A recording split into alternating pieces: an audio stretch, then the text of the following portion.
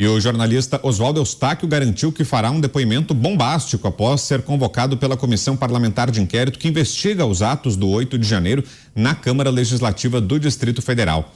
Em entrevista ao portal Metrópolis, ele afirmou que a esquerda se arrependerá de tê-lo chamado porque suas declarações teriam o poder de colocar em xeque a permanência de Flávio Dino no Ministério da Justiça e Segurança Pública.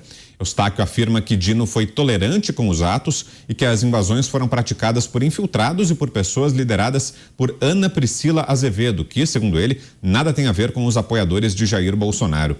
O jornalista também acusa a Polícia Militar do Distrito Federal e a Guarda Presidencial de Lula de abrirem de propósito caminho para a ocupação dos espaços públicos, sobretudo no Planalto.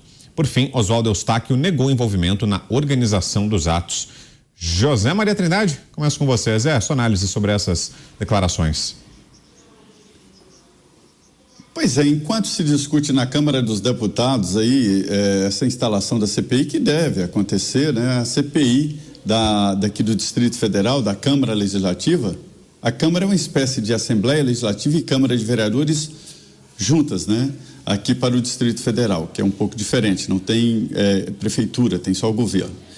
E essa CPI está tomando depoimentos importantes e mostrando realidades, inclusive esta de que algo muito estranho aconteceu e que houve mesmo a flexibilização da segurança. É preciso responsabilizar, né? Eu fiquei sabendo através de ministros de que quem está sendo indiciado aí por entrar em órgãos públicos será condenado, uma condenação menor, mas será condenado. Mas outros que quebraram e tal, aí haverá uma condenação maior. Então há todo um preparativo para condenar milhares de pessoas. E isto é uma grande novidade. Desde Tiradentes não se ouve falar num ato, numa reação assim contra pessoas de forma indiscriminada. Ninguém sabe exatamente o que aconteceu. E a CPI coloca exatamente as coisas nos seus devidos lugares. É o famoso pingo nos is. E o Oswaldo tem razão quando ele diz que houve coisa muito estranha. Vou te mostrar aqui. Se você pensar no imaginário popular, se você acompanhar as publicações de algumas páginas e alguns veículos, a gente tem a impressão de que é esse grande quebra-quebra que ninguém defende. Não encontrei ninguém defendendo isso aqui, né? Você vê que até o Oswaldo mostrando aí que está indignado com isso, que não assume a responsabilidade disso, né? A gente vê o seguinte, que dá a impressão, é só a impressão, gente, de que isso aconteceu no governo Bolsonaro. Não dá uma ideia geral de que isso aconteceu por culpa dos ministros do presidente Bolsonaro? Do palácio do presidente Bolsonaro, mas foi no dia 8 de janeiro. A posse de Lula foi no dia 1º de janeiro, ou seja, sob total comando e risco do novo governo. Lula, seus ministros, seus assessores, seus comandos. Então, é essa cobrança que está faltando.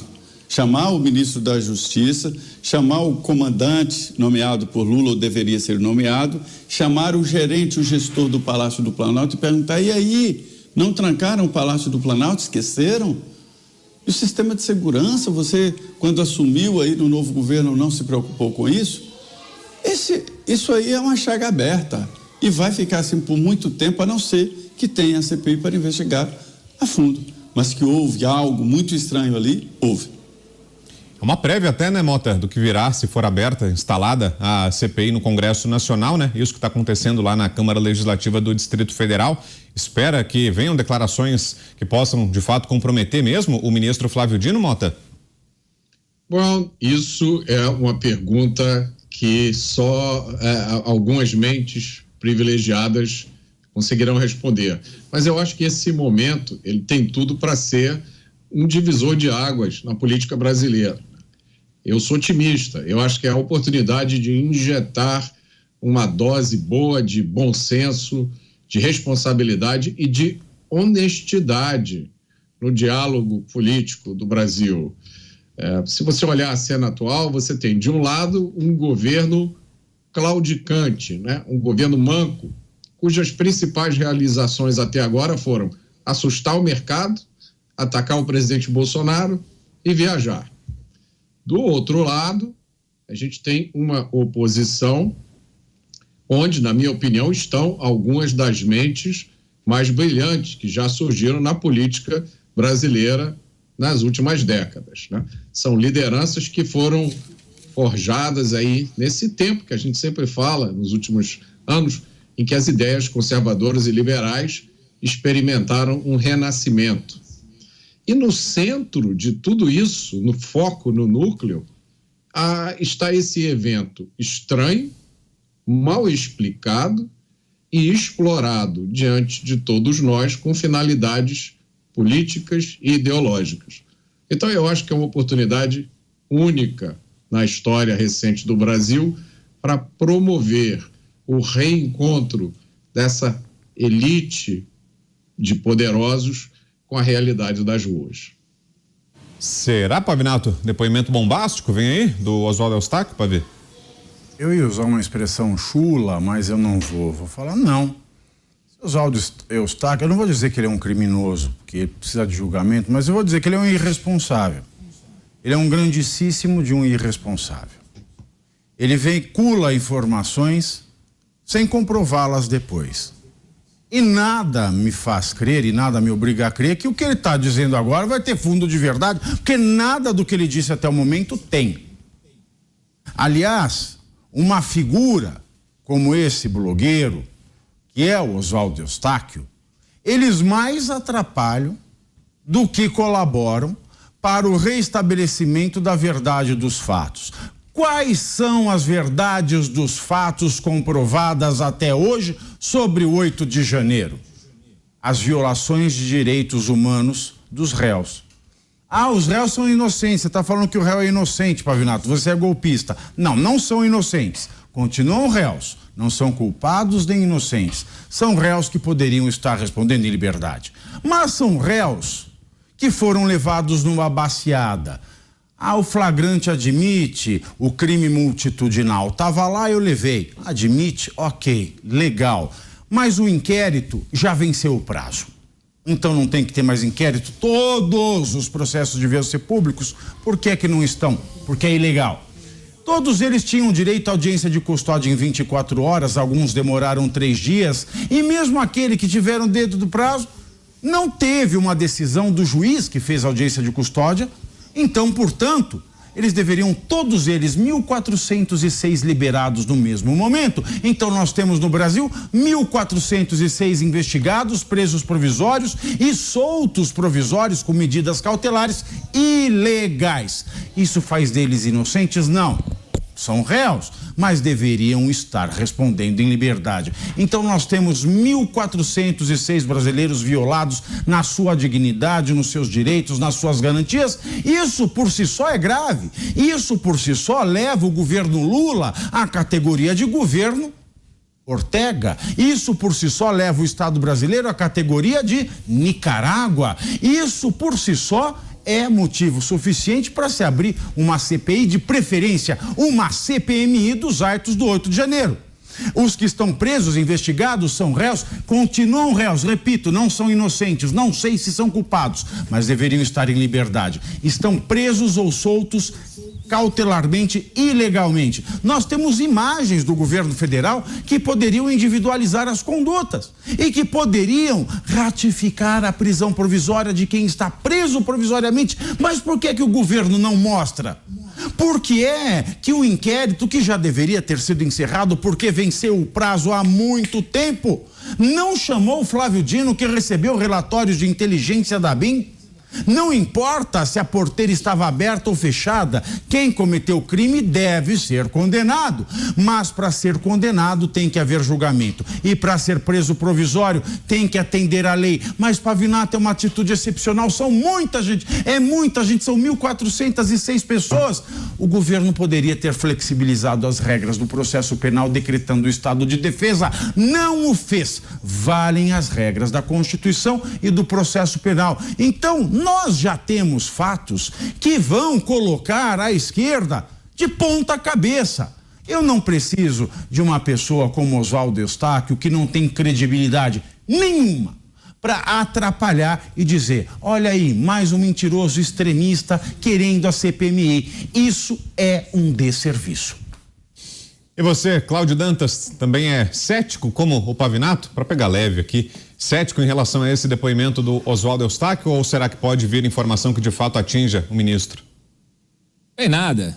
Isso é um cascateiro de marca maior. Aliás, toda essa turma de aloprados do bolsonarismo, eles são responsáveis por trazerem o Lula de volta, por fortalecerem o PT, que lá na Lava Jato chegou a ser enquadrado como organização criminosa.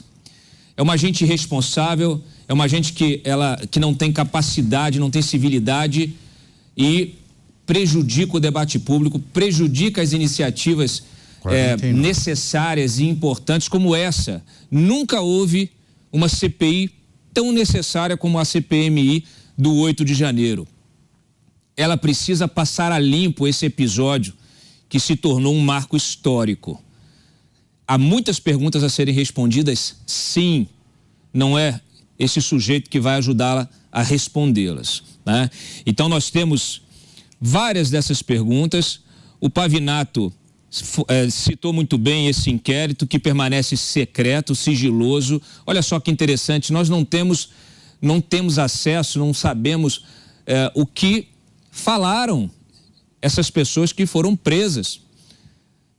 Prestaram depoimentos, disseram por quê, como chegaram a Brasília, se foram trazidas, se vieram por conta própria, se participavam de algum grupo específico de WhatsApp, se foram influenciadas por alguma autoridade. Nós temos, sim, vários indícios que indicam a interferência ou pelo menos a omissão de autoridades da segurança pública, de militares, especialmente lá no GSI, mas o GSI já estava sob o comando de um general indicado por Lula. Então, é preciso questionar, assim como acontece com as forças, né, federais, Polícia Federal, a ABIN, que informavam Flávio Dino de tudo o que acontecia. Eu mesmo publiquei um ofício do Flávio Dino dizendo para o Ibanez, na véspera, olha, eu estou sabendo que tem a manifestação, que tem risco para os edifícios públicos, para os prédios públicos aqui na Esplanada, e me avisem, o que precisar, eu atuo aqui com as forças que tenho. E não fez nada. É preciso questionar por que uma iniciativa como essa se deu no 8 de janeiro. Essas pessoas que eram contra o resultado das urnas, que se postaram em frente aos quartéis no país inteiro, especialmente aqui no QG do Exército em Brasília, não fizeram nada nos meses em que estiveram na frente desses quartéis. E vão fazer justamente quando o seu presidente já não está presente, já não tem comando sobre militares. Qual o sentido de dar um golpe, de forçar um golpe, quando as forças políticas, quando aquela composição que incluía inclusive os militares, já não estava mais presente? De que adianta invadir prédios públicos vazios em pleno recesso do Legislativo, recesso do Judiciário e até férias aí do presidente da República que assumiu, tirou uma semana de férias. Esses ministros estavam todos fora. Então, há muitas perguntas que precisam ser respondidas. Nós tivemos dias antes ataques, inclusive, à Polícia Federal, ônibus queimados, incendiados aqui na capital federal, e vídeos que foram gravados que mostravam pessoas, apoiadores do Bolsonaro, sendo agredidos por outros apoiadores do Bolsonaro, que estavam com paus e pedras e tacando fogo em ônibus. Então, há muita coisa a ser esclarecida. Por isso, tão importante essa CPMI. Mas, mais uma vez, se ela for usada para esse tipo de embate entre os aloprados do PT e os aloprados do bolsonarismo, nós não encontraremos a verdade necessária para a sociedade.